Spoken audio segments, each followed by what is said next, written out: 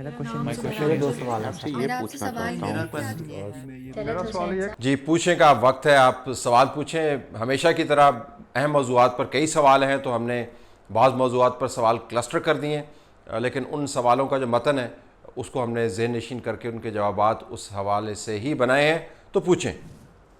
ये जो 2 घंटे एंटी नारकोटिक्स की टीम जो खड़ी रही है, उनका वेट करती रही है, तो उनको पता भी था, पक्की इतला भी थी, तो क्या वजह है कि 2 घंटे से पहले कहीं किसी और जगह पे उनको क्यों नहीं रोका गया? किसी और टीम ने क्यों नहीं उन्हें रोका? वो तो किसी भी जगह से उतर सकते थे। 2 घंटे लगातार बाद उनको पक्का था कि इधर से ही गुजरेगा। क्या बात है, क्या मुखबरी है। Has INF made a video of Rana Sanaulah's arrest? If not, like, why not? Because he is a political personality and he is president of PML in Punjab.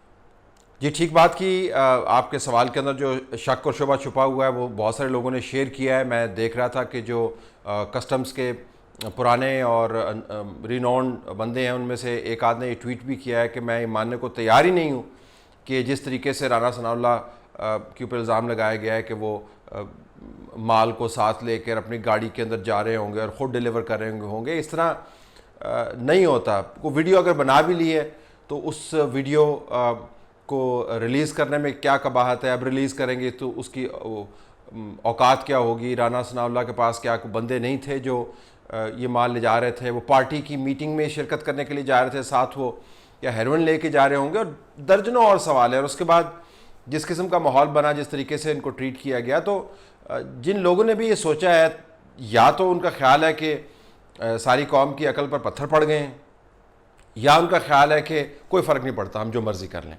इसके अलावा कोई तीसरी तोजी नज़र नहीं आती। और फिर इतने बड़े इशू के अंदर एक बड़े सियासतदान का मुलव्वस हो जाना एक बहुत बड़ी ख़बर बन सकती है। और फिर उस ख़बर के लिए जो तस्दीक शुदा हक़ाइक़ हैं उनको प्रेजेंट करने का बंदोबस्त करना चाहिए, जो नहीं हुआ। बदकिस्मती से पहले से एफर्डीन के मामले के अंदर हनीफ अब्बासी का केस जो है वो आपके सामने है, जिस तरीके से उसको लटकाया गया और सियासत से अमलन उसको फारिग कर दिया गया। अब वो कहते हैं जी कि मैं तो मामला जब तय होगा तो शायद वो सियासत के अंदर ना रहें। और ज़ाहिर क्यों रहेंगे? सियासत के अंदर ज़िल्लत कमाने के लिए तो लोग नहीं आते। तो ये बहुत बड़े इश्यूज़ हैं जिनके ऊपर रिफ्लेक्ट करने की ज़रूरत है। और सियासी जमातें, में ANP का बयान सुन रहा था, अब उन्होंने ये कहना शुरू कर दिया जी कि पहले नैब इन्वॉल्व थी, अब आपने ANF को इन्वॉल्व कर दिया है। तो वक्ती तौर पर डंग टपाव पॉलिसी जो आपको अच्छी लगती है, इमरान खान तो ज़्यादा खुश होंगे, उनको और क्या चाहिए? वो तो चाहेंगे कि उनके सामने कोई अपोजिशन ना हो, किसी किस्म की कोई रेजिस्टेंस ना हो, पंजाब उनके हाथ में हो। तो सियासी तौर पर तो वो फ़ायदा उनको हो रहा है, लेकिन क्या रियासती इदारों को, उनकी रेपुटेशन को फ़ायदा हो रहा है? ये बहुत बड़ा सवाल है जिसका जवाब तलाश करने की ज़रूरत है। जो केस के बादी नज़र में जो हक़ाइक़ सामने आए हैं वो बहुत ही फ्लिम्जी हक़ाइक़ है। जर्नलिस्टिकली मेरे ज़हन में तो 20 सवाल आते हैं, और तमाम सवाल जो हैं वो सोशल मीडिया के ऊपर उठाए जा रहे हैं, उठाए जा चुके हैं, उठाए जाएंगे। भले आप केस ऐसा भी चलाते रहें। राना सनाउल्लाह के मामले के ऊपर बड़े बड़े अखबारात ने एडिटोरियल्स लिखे हैं, आप दूसरे इल्ज़ामात उनके ऊपर लगाते तो शायद फिट बैठ जाते। ये इल्ज़ाम जिस तरीके से लगाया गया है तो बहुत बड़े सवालिया निशानात। आपसे क्वेश्चन ये है कि पिछली हुकूमत ने तो कर्ज़ लिया और उन्होंने काम भी किया, ये हुकूमत अभी तक कर्ज़ भी ले रही है और सुना भी रही है कि हमसे ये पिछली हुकूमत को का किया हुआ है। और आज स्पेशली हमारे आर्मी चीफ साहब का बयान है कि हुकूमत के किए हुए फ़ैसलों पे सबको ज़िम्मेदारी अदा करना होगी। हमने सुना था कि खारजा पॉलिसी और दाखिला पॉलिसी तो ऑलरेडी उन्हीं के पास है, तो अब क्या माशी पॉलिसी भी हमारी फ़ौज बनाएगी? एक सेमिनार से जनरल बाजवा साहब ने ख़िताब किया है और उन्होंने फरमाया जी कि पूरी कौम को मिलकर जो है वो जो मुल्क की सूरत हाल है उससे निकालना पड़ेगा। तो क्या जो पीछे डी चौक और फैज़ाबाद में बाजवा साहब ख़िताब कर रहे थे किसी इकनॉमिक कॉन्फ्रेंस में, तो बता रहे थे कि मुश्किल फ़ैसले हमको पहले करने चाहिए थे लेकिन अब किए हैं, तो अवाम इसमें और इदारे सब मिल के हुकूमत का साथ दें। तो मेरा सवाल ये है कि अभी हम तो बाहर ओवरसीज़ पाकिस्तानी हैं, 30-35,000 भेजते थे तो गुजारा हो जाता था घर का, लेकिन अभी 60 से 70,000 भी भेजते हैं तो गुजारा नहीं होता। जी, बहुत सारे सवालात इसके ऊपर आए हैं। कुछ वजाहत और तज्जिया मैंने इसका जुमेरात को जो STH चला उसमें कर दिया, आप उसको ज़रूर देख लें। लिंक आपके सामने, अगर आपने नहीं देखा तो सवालों के जवाब आपको मिल जाएंगे। देखें, मुआशी जो इस वक्त मैट्रिक्स है, हक़ाइक़ जो है वो किसी मुस्बत बयानिए किताबें नहीं हैं। ये कोई पाकिस्तान का मीडिया नहीं है जिसको अगर आपने एक प्रेस रिलीज़ जारी कर दी तो वो वैसे ही प्रेस रिलीज़ को बयान कर देगा बग़ैर तज्ज़िये के, जैसा करता है वो। हक़ाइक़ किसी इताअत के ऊपर मबनी नहीं होते और ना ही उनको इताअत करने की कोई ज़रूरत है, वो इंडिपेंडेंट होते हैं ऑफ दी एनालिसिस। तो हक़ाइक़ जो हैं, जो बैनुल-अक़वामी इदारे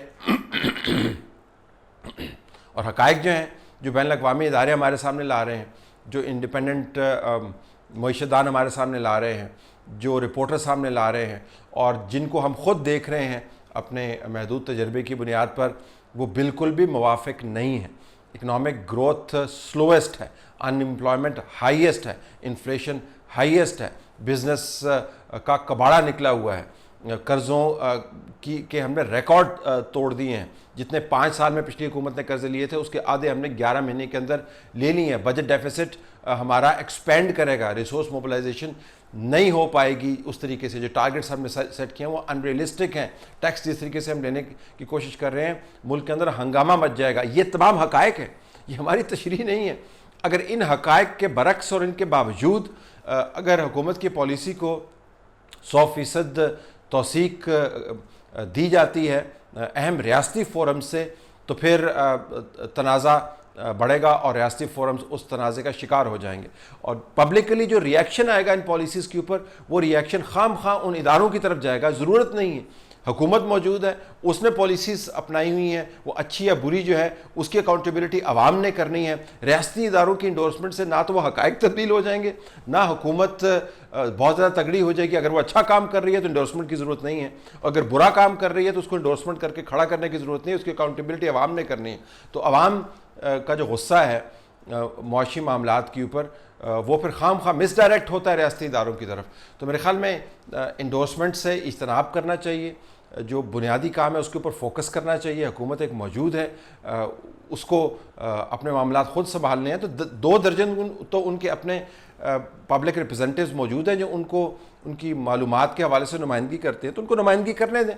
तो मेरे ख़्याल में ये बहुत ज़रूरी है, ये एक बड़ा फ़ैसला करने की ज़रूरत है कि इदारों को अपने अपने अहाते में रहना चाहिए। सिर्फ इस वजह से नहीं कि एक आइनी ज़रूरत है, इस वजह से भी कि आइनी ज़रूरत ना पूरा करने की जो लॉन्ग टर्म कीमत है वो इदारों को चुकानी पड़ती है। बंदे चले जाते हैं, इदारे कायम रहते हैं, लेकिन बंदे जाने के बाद अगर इदारे मुश्किल के अंदर आएँ तो हमें सोचना होगा कि वो पॉलिसीज़ तब्दील करने की ज़रूरत है या नहीं है। तो जो इकनॉमिक इंडोर्समेंट्स आ रही हैं गैर ज़रूरी हैं और उन हक़ाइक़ के फ़िलहाल मुनाफी हैं जो लोगों को फेस करने पड़ रहे हैं। और इस मुल्क में आपको मुआशदान होने की भी ज़रूरत नहीं है। अगर आप 22 करोड़ आवाम का हिस्सा हैं जो रोज़ाना ज़िंदगी गुजारने की कोशिश कर रहा है, तो आपसे ज़्यादा मुईशत को कौन जानेगा? अब आपसे ज़्यादा कौन जानेगा कि इन्फ्लेशन है या नहीं है? आपसे ज़्यादा कौन जानेगा कि बिल किस तरीके से आ रहे हैं? आपसे ज़्यादा कौन जानेगा कि मुस्तकबिल की अनसर्टेनिटी है या नहीं है? ये बड़े बड़े जो माशी मामलात हैं, हम रोज़ाना उसको फेस करते हैं। इन हालात के अंदर जब आप एक बिल्कुल एक ख्याली तस्वीर बनाएंगे तो उसका नतीजा अच्छा नहीं निकलेगा। मेरा सवाल क्रिकेट के हवाले से है। सर, हमारी टीम तकरीबन वर्ल्ड कप से बाहर हो चुकी है।